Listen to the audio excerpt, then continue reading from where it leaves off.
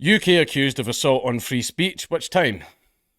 Which, Woo, you're gonna need to narrow that down with anti-BDS bill. I thought that was already a thing, but apparently it's a new one. For those that don't know, BDS is boycott, divest, sanctions. I think it's divest. I don't know. I don't know. I'm not part of that clique, but apparently it means boycott, divest, sanctions on Israel because of the whole little hootenanny that they're having with Palestine at the moment. The UK government is encouraging anti-Semitism and stifling freedom of speech. I mean, why can't you just allow free speech and encourage anti-Semitism? Why do we have to have the worst of both worlds, right? You know, we could have both. We could have both.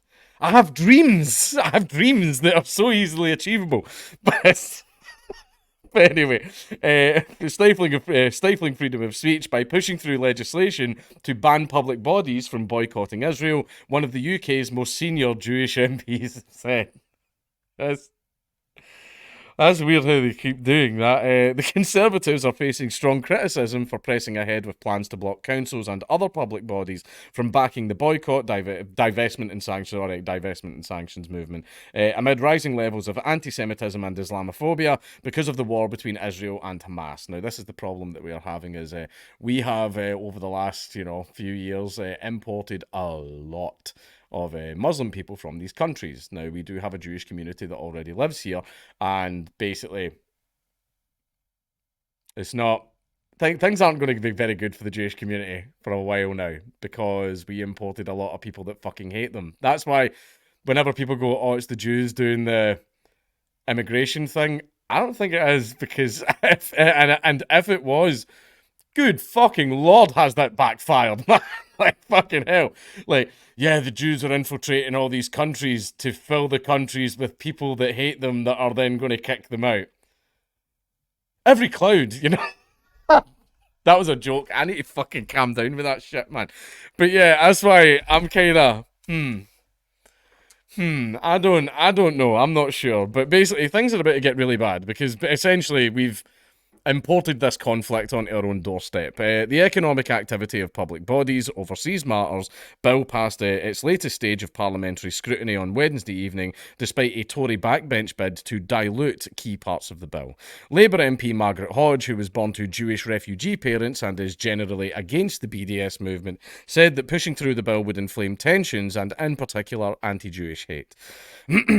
She said, "I speak as a proud Jew, I speak as a strong supporter of Israel and a committed Zionist, and I speak as somebody who opposes the BDS movement." Fuck me, that's going to get fucking clipped, isn't it?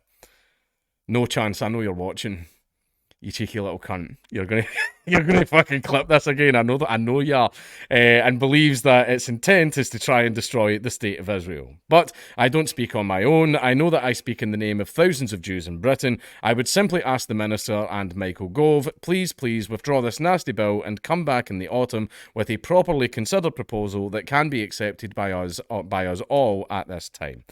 Hodge added, "The government believe they have set a trap for us in the opposition. If we speak against the bill, they will paint us as anti-Semites." That's a technique that you have been using on us for a very, very long time.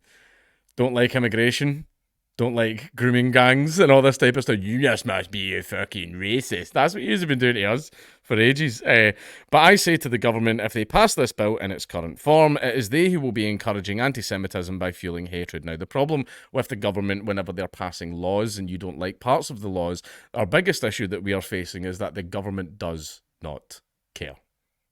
Doesn't care. Doesn't give a fuck. Whatever law they write, you're getting it. You're getting it. You've got no say.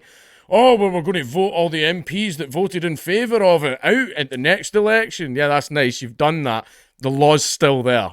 You have no say in the law. Only the MPs do. And then the next round of elections, you can take a gamble. You might get MPs that are like, "Oh, I will vote to repeal this law." And then they get in and they'll table a little motion and everyone will go, "No." And then that's it. The law just stays.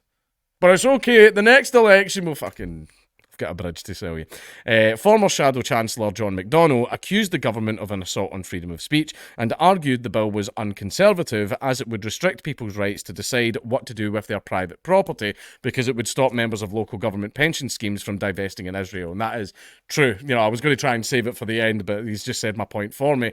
It is completely up to you who you do or do not do business with, right? You know, libertarianism, like that's it coming in. It's completely up to you, right? If you don't want to do business with Israel, you don't want to do business with Palestine, you don't want to do business with the British government. That's the fucking part that I would definitely. I don't want to do business with you. Give me my fucking taxes back. You know, that would be the bit for me, right? But hey, everyone's like, oh, you want to force, but no, I don't want to force people to do anything, man. I'm a Hoppian.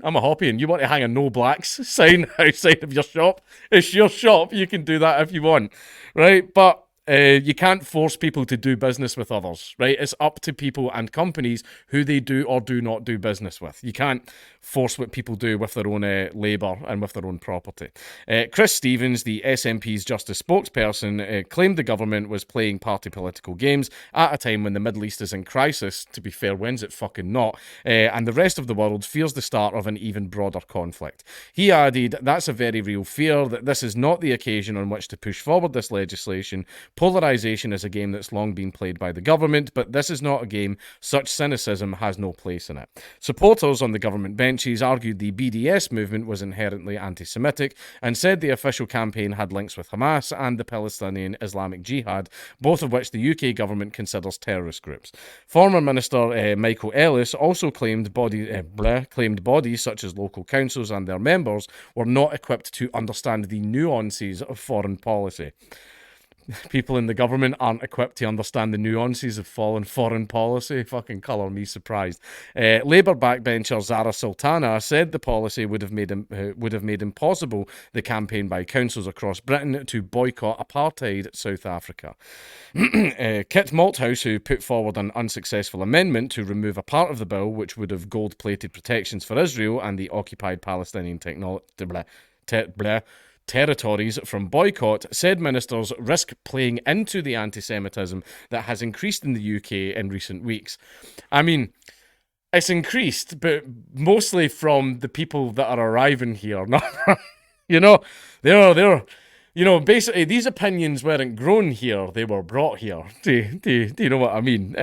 He said, in carving out Israel, the West Bank and the occupied Golan Heights in the legislation, the Secretary of State, Michael Gove, is, I'm afraid, playing into the anti-Semitism that we've seen rise in this country over the last few weeks. It was Jonathan Friedland who wrote in the Jewish Chronicle, what is a favourite refrain of the anti-Semites? That Israel is the one country you're not allowed to criticise. This bill takes a canard and, in case of boycotts, turns it into the law of the land. Yeah, basically, see, as far as the whole, the Jews control everything type thing, like, this doesn't look good. It doesn't look good. Like, I'm just saying, see, when people accuse you of, like, that shit, and then you go and do that shit, it doesn't look good. I'm just saying, you know, it's like, remember when Kanye kicked off and the first thing to cancel him was a bank?